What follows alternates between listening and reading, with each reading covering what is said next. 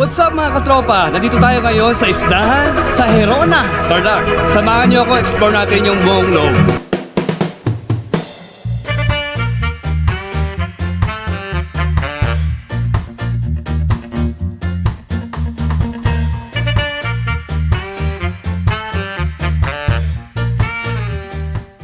Napakaganda dito mga katropa.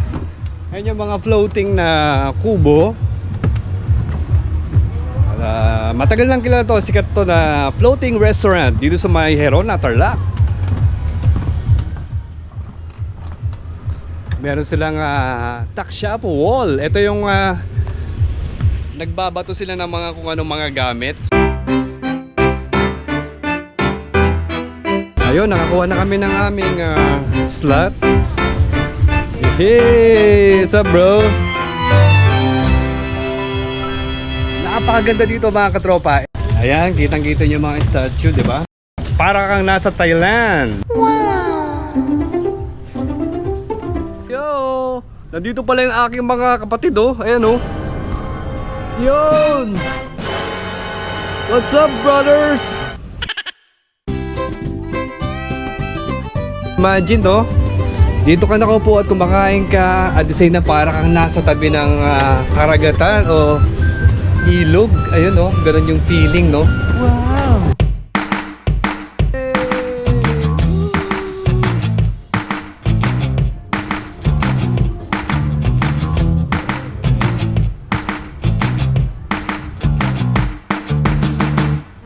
Okay na sa amin to, bro.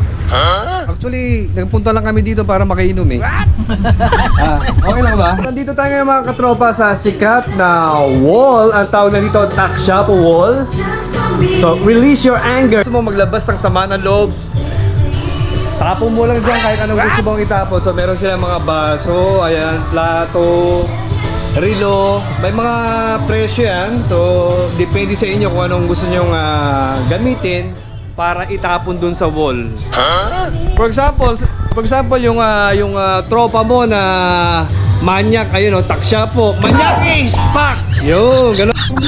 Quality siya paligid, ano? Dami, oh. Diba? Habang kumakain ka, ayan, kung gusto mo nang kumain ng sariwang isda, ayan, lusot mo lang yung kamay mo, kunin mo, tapon mo sa plato, diba?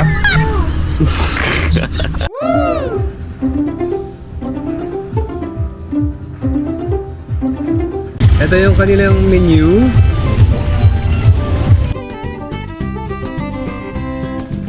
Papansin nyo, puro Filipino food to, no?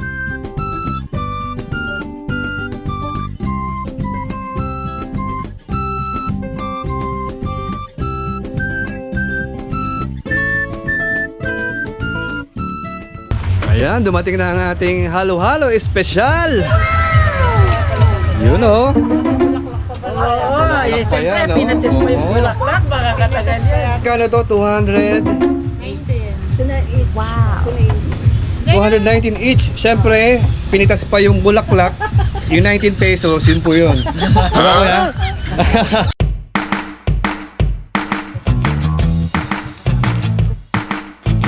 Ayun, tikman natin yung kanilang halo-halo. Natin mga katropa.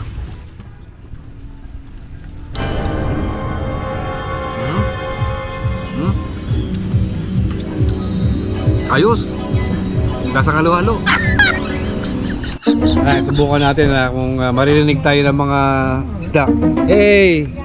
Hey! Hey! Hey! Hey! Oo nga, no? Galing, oh. Sumusunod sila, oh. Lumalapit sila, oh. Naririnig nila ako. Hey! Hey! Hey! Hey! Ayan mga katropa, kapag tatawag kayo ng pulis, ayan, pindutin nyo lang po yan. Ayan, may darating pong pulis. Ganda naman ni mother, yung kanyang ano. Ayan, umuwi po dito yan, payat. Mga 5 oras lang. Ayan, tumaba na siya. Kakakain. Mga katropa. Wala, tinatawag natin yung waiter, wala eh. Tara, isa tayo. Tayong bag. Mapagpalang araw mga katropa. Ito si brother. Tatanungin natin kung anong meron dito sa San Kilo Bridge. Ano? Pinakakuan po ng San Kilo Bridge po namin, sir, is tatawid din siya papunta pabalik na meron kayong dalang timba. And then meron pong bumubuga ng tubig sa may unggoy. Wow, wow. Pag once po na natawid po ninyo yun, nang hindi po kayo nalalaglag sa may lagoon po namin, meron makakuha po kayo ng 1 kilong free isda, libre na rin po kakalo. Wow, 1 kilong free isda tapos libre na rin yung pagkakaluto. Wow, wow. Pero kung po yun, sir, valid lang po siya, sir, sa mga customers. Customers only. Wow, wow, wow. So ano pang hinihintay nyo mga katropa? Pasyal na kayo dito sa Isdahan, Herona, Tarlac. Okay, yun lang. Maraming salamat po. So ayun, ito na pala yung kanilang Wishing Buddha. Oh. Oh, maganda.